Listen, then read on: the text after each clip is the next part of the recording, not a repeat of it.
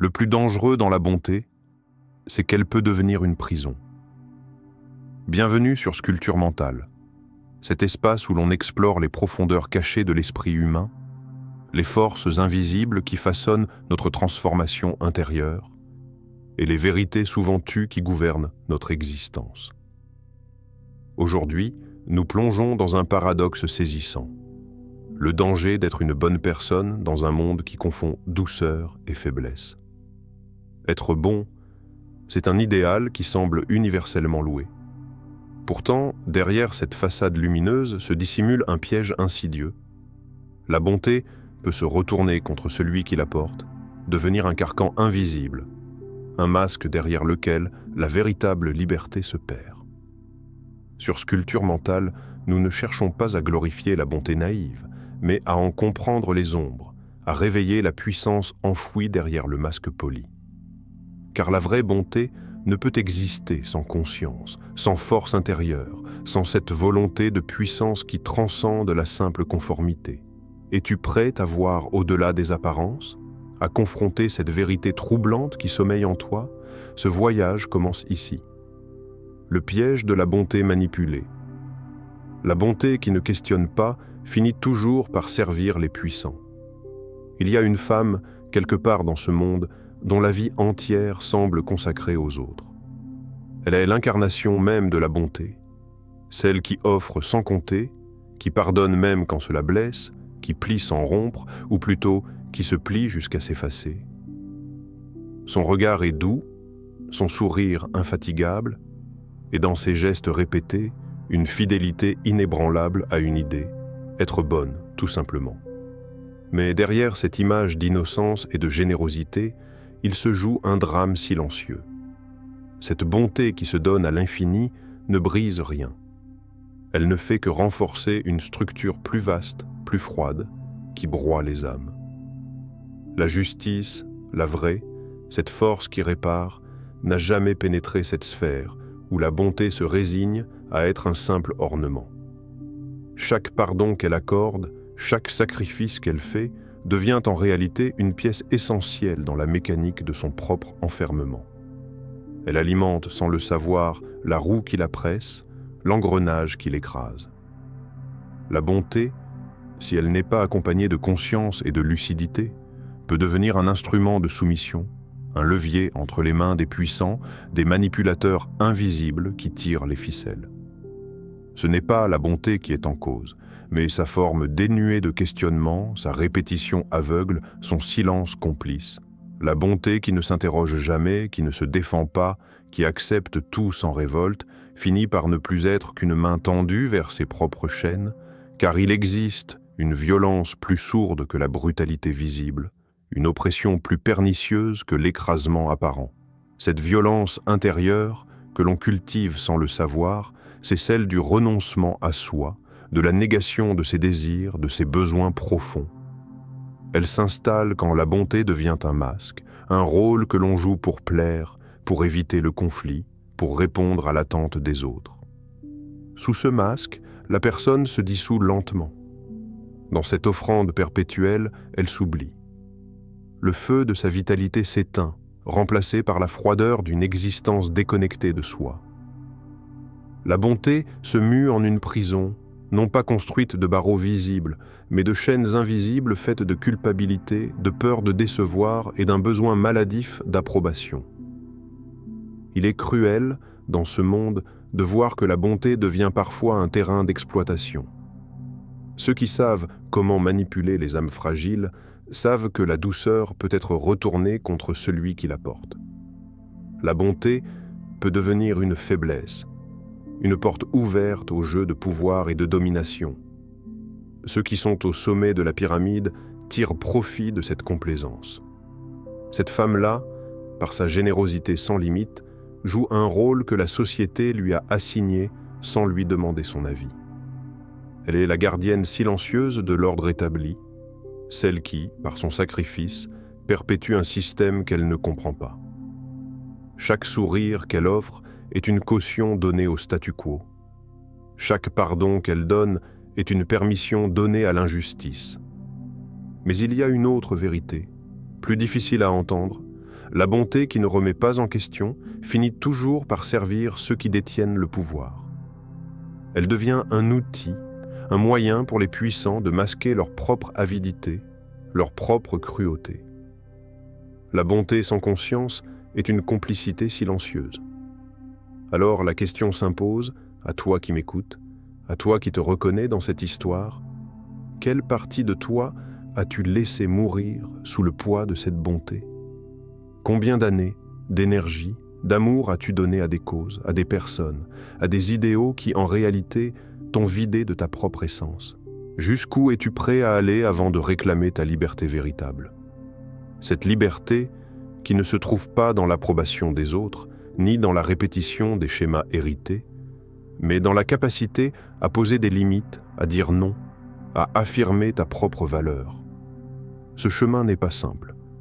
Il demande un courage que peu osent convoquer. Il faut briser le cycle, déjouer le piège de la bonté manipulée. Il faut apprendre à être bon, oui, mais d'une bonté consciente, lucide, puissante, capable de dire non quand il le faut, capable de protéger ce qui est précieux en toi. Car la vraie bonté ne naît pas d'un sacrifice aveugle, mais d'une force intérieure. Elle est un feu qui éclaire, mais aussi qui réchauffe sans brûler. Elle est un acte souverain, non pas un réflexe conditionné. Elle est une volonté, un choix, une victoire. La bonté sans conscience est une main tendue vers sa propre chaîne. Que vas-tu choisir? La souffrance féconde de la révolte intérieure? La vraie bonté exige parfois de brûler ses propres illusions. Il est des âmes qui portent la douceur comme un bouclier fragile, un manteau tissé de tendresse et de patience. Pourtant, sous cette surface calme, un feu couve, une révolte silencieuse qui refuse de s'éteindre. C'est l'histoire d'un homme qui, malgré la douceur de ses gestes et la gentillesse de ses paroles, sent en lui une force contraire grandir, un souffle insurgé qui bouscule les fondations mêmes de sa vie. Il a longtemps cru que plaire aux autres était sa mission, que sa bonté résidait dans le sacrifice et l'adaptation constante. Mais cette conviction s'est fissurée. Le masque de la complaisance est devenu trop lourd à porter. Un vide s'est creusé en lui, un manque profond, une faim que les regards approbateurs ne peuvent plus combler.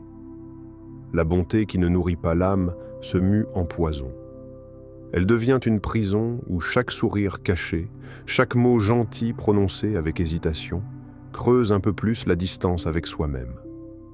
Mais c'est précisément dans ce désespoir que la révolte naît. Une révolte qui ne hurle pas toujours, mais qui brûle avec une intensité sourde et continue. Cette douleur intérieure, loin d'être une malédiction, est la forge où se trempe la volonté. Elle est la flamme qui consume les chaînes invisibles, ces conditionnements, ces attentes, ces rôles imposés que l'on croyait indispensables pour exister. La souffrance féconde n'est pas une punition, mais une invitation radicale à la transformation. Quand la douceur se mue en feu ardent, elle devient un acte de courage. C'est un cri silencieux qui dit « assez ». Assez de renoncements, assez de sacrifices invisibles, assez de concessions fatales à la vérité de soi.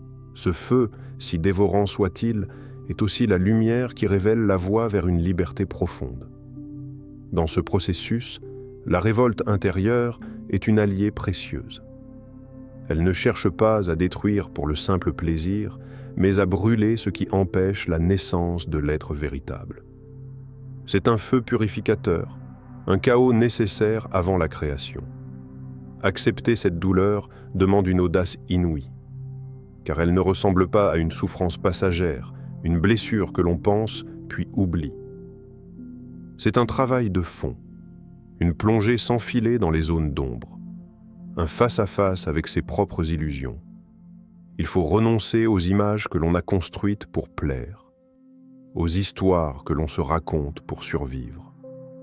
Il faut accepter de perdre ses certitudes, de briser les murs qui abritaient une fausse sécurité. C'est dans ce déchirement que se forge la vraie bonté, celle qui ne plie plus, qui ne s'excuse plus, qui choisit librement. Cette bonté-là n'est pas servile, elle est souveraine. Elle s'affirme dans la capacité à dire non, à refuser ce qui ne nourrit pas l'âme, à protéger ce qui est sacré en soi. C'est une bonté qui exige une force intérieure, une discipline, une vigilance constante. Peux-tu accueillir cette révolte comme une alliée et non comme une ennemie? Peux-tu voir dans la douleur non pas un obstacle, mais une porte vers une puissance que tu n'as jamais osé convoiter? La révolte intérieure est un chemin solitaire, mais c'est aussi le chemin vers la naissance d'un individu souverain, capable d'aimer sans se perdre, de donner sans s'oublier, de vivre sans se soumettre. Loin des compromis fatals, cette révolte te pousse à déployer tes ailes, à embrasser le chaos qui précède la création, à sortir du rôle que l'on t'a assigné pour écrire ta propre légende. Dans ce feu intérieur, la bonté trouve sa forme la plus pure, celle d'un choix conscient, d'un acte d'affirmation de soi, d'un dépassement des limites imposées. Alors, l'homme doux devient un guerrier de la lumière intérieure, un sculpteur de son propre destin, forgeant son âme dans la souffrance féconde, prêt à incarner une bonté qui transcende la peur, la dépendance et le renoncement. L'individuation radicale, briser l'image pour révéler l'être, être bon, c'est d'abord être vrai. Le monde moderne adore les masques.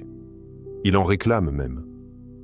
On s'y plie avec docilité, enfilant les rôles que la société, la famille, la culture nous attribuent. Le masque le plus commun, le plus applaudi, est celui de la bonté sociale, cette image polie, ce visage lisse que l'on présente au regard des autres, une façade qui rassure, qui séduit, qui apaise. Mais ce masque, aussi brillant soit-il, est une prison. Il emprisonne l'être véritable dans une image façonnée, une silhouette creuse, un simulacre de vie. Il est le garant d'une conformité acceptée, d'un confort illusoire. Il donne l'illusion d'appartenir, d'être accepté, d'exister sans heurts. Briser ce masque, c'est prendre le risque de déplaire, c'est s'exposer au regard dur, à l'incompréhension, parfois au rejet. C'est affronter la solitude que suscite la vérité nue. Et pourtant, c'est ce prix qu'exige l'individuation radicale. L'individuation, ce mot complexe, cette quête profonde, c'est l'appel à devenir soi, non pas une version édulcorée, ni une copie conforme des attentes, mais la vérité crue, brute, parfois douloureuse.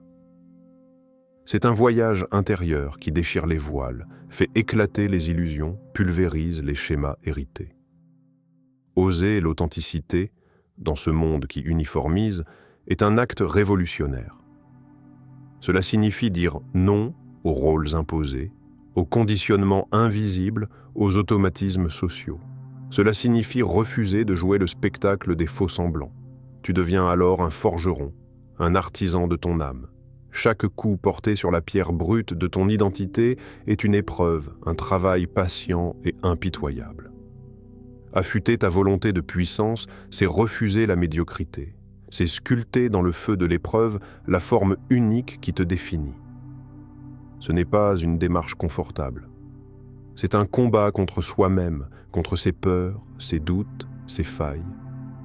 C'est une ascension vers une montagne intérieure, où chaque pas est lourd mais nécessaire. Dans ce processus, la bonté cesse d'être un masque pour devenir une force. La bonté vraie, celle qui ne ment pas, celle qui ne plie pas sous le poids des attentes, est une expression radicale de la vérité. Mais à quel prix? Briser le miroir, c'est se confronter à ce que l'on a longtemps refusé de voir. C'est affronter le feu qui brûle en toi, ce feu parfois sauvage, incontrôlable, mais vital.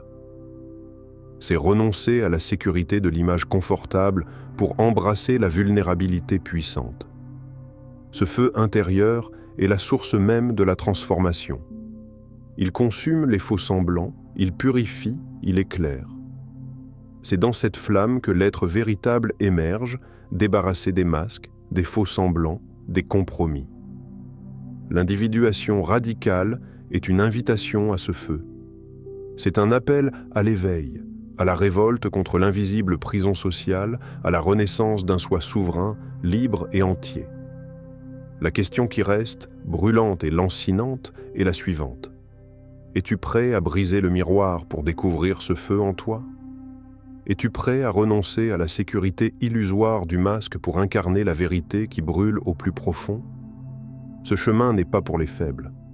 Il demande une audace, une détermination, une lucidité implacable.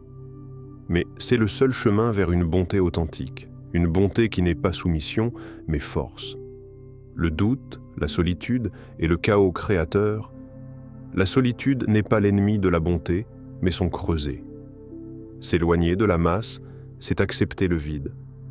Celui du silence pesant, celui du regard absent, celui de l'absence de certitude offerte par le groupe. Quitter la conformité, c'est d'abord accepter d'être seul face à soi-même, face à ce reflet parfois troublant, parfois inconnu dans le miroir. La solitude fait peur. Elle évoque l'abandon, la faiblesse, le rejet. Pourtant, dans cet isolement se forge une puissance rare, une alchimie secrète que peu osent vivre. La solitude n'est pas une malédiction, mais un creuset où la bonté se transforme, où la fragilité devient armure. Car c'est dans ce silence que le doute s'installe. Le doute, cette voix intérieure qui ne cesse de questionner, qui ne se satisfait d'aucune réponse superficielle.